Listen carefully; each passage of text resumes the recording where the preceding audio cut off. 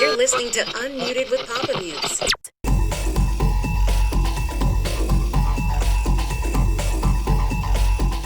Welcome to Papamutes, everybody. Today, my guest is Julie Clark. Julie Clark is the New York Times best-selling author of The Ones We Choose and The Last Flight, which was also a #1 international bestseller and has been translated into more than 20 languages.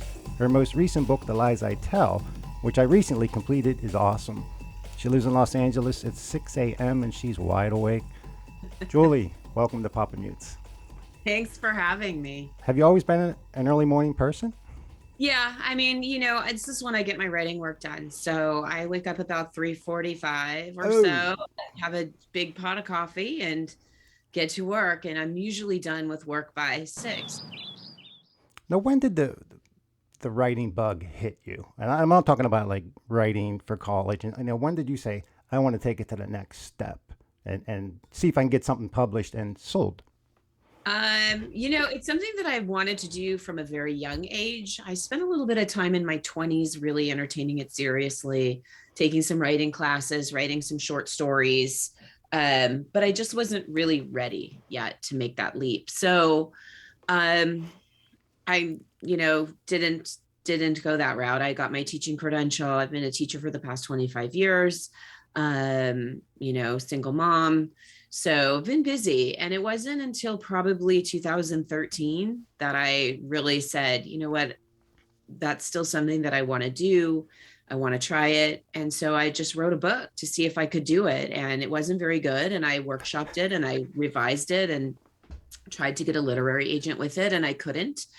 And so I wrote a different book, and that book ultimately was what got me my agent and what got me my first book deal. And so I would say all of that happened. So I would say started writing for real in 2013 and got my Okay. agent 3 years after that, my book deal 1 year after that, my first book published in 2018. So Awesome. Now, were your yeah. parents writers or in the creative arts, any form?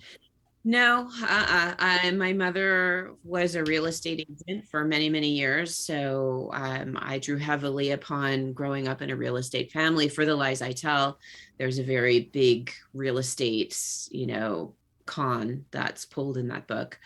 But I also, my dad is a musician. I mean, very talented musician, although he doesn't do that for a living.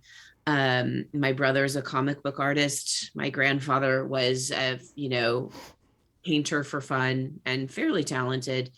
My mom is also fairly talented as a painter for fun, but nobody really um, has made, I mean, my brother and I make our living doing our art, but no one else in our family has done that.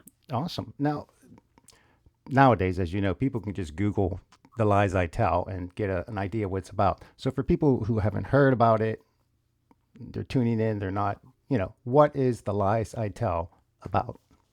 Okay.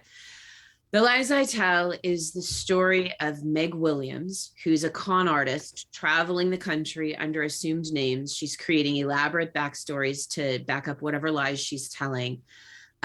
But she's not just grifting for profit, though that is a nice side gig. She's really building her skills as a con artist. She has one big con that she's been planning and thinking about for over a decade. And it's a man in Los Angeles who she believes is responsible for the destruction of her childhood. He stole their family home out from under them and had her living in her car. Um, right out of high school, her mother had passed away. And so she wants to return to Los Angeles and balance the scales of justice. He got away with something that he shouldn't have. And so she has this big plan to build her skills, figure out how to be really, really good at this. And she does many, many years of practice. Um, but what she doesn't know is that there's an investigative reporter named Kat Roberts who is in Los Angeles waiting for Meg to return. And Kat was collateral damage on a con that Meg pulled many years ago. And Kat blames Meg for the destruction of her life. And so as the two women sort of circle each other and befriend each other and start becoming more and more intertwined in each other's lives, it's suddenly unclear, like, who's the cat, who's the mouse, who's conning whom, and what either of their targets really is. Are any of the characters in The Lies I Tell based on people you knew? Not that you hung out with con artists, but how do you Yeah. come up with, like, I'm reading it and I'm saying, wow, somebody could really do this if they're a con artist. How do you know that's correct information for being a con artist? You know what I mean? Uh, a lot of research. You're right. I don't. None of the characters in the book are based on anybody, but a lot of research. So I did a lot of research on con artists. I listened to a lot of true crime No, podcasts. there's a lot out Uh, there. yeah, and there's a lot out there, specifically on con artists and how they sort of build their skills and weasel their way into people's lives. I read a great book called The Confidence Game by Maria Konnikova, which sort of handles the psychology of con artists and the psychology of their targets as well. What makes people fall for these outrageous stories that the rest of us from the outside looking in are kind of like, why didn't you see this?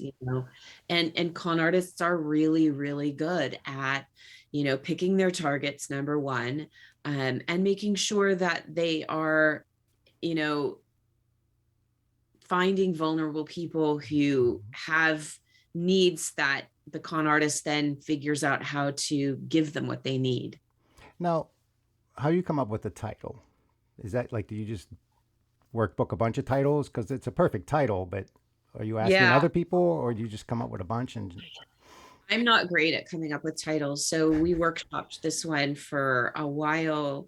My publisher Sourcebooks does a lot of market research. So we had a lot of title options that we test marketed basically. And this one was the one that test marketed the best. So that's how we do that. now, how long is the process from the initial idea to it's on the shelf being sold? What are we talking about? I guess it varies with different books, but just for people that might, have no idea. Yeah, it does vary for book by book. Generally, the pace that I've been on, this is Lies I Tell is my third book. Mhm. I generally publish a book every 2 years. So Ones We Choose came out in 2018. The Last Flight came out in 2020. The Lies I Tell in 2022. I'm kind of on pace for a 2024 publication of my next book, but every book is different. Mhm. I prefer to spend about a year writing a book, really getting into it and getting into the weeds of it, and then another year of editing with my editor and getting it into production.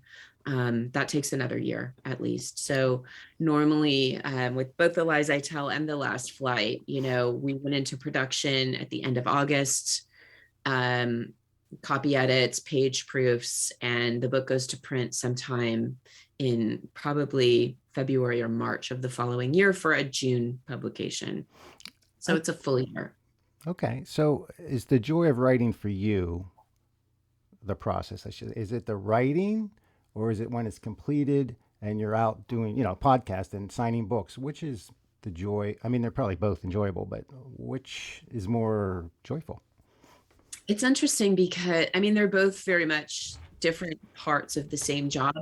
Um, whatever stage I'm in, I'm glad I'm not in the other stage, right? So like it's so like last summer, for example, I didn't release a book and I had several close friends who were releasing books. And I just remember happily working on my edits. Like, I'm so glad I'm not releasing a book this summer. It's crazy making. I don't want to be doing that right now. I'd Mhm. rather be doing this. Now, this summer, I'm thinking, I'm so glad that I didn't have to spend my whole summer working on edits. I get to go out and talk to people and sign books. And this is the fun part of, writing a book is meeting all my readers and traveling Yeah. all over the country. So I think that, I enjoy whatever, I'm lucky, I enjoy whatever stage I happen to be in. And I know that, there are pros and cons to both. And so just appreciating the one that you're in makes it a lot more fun.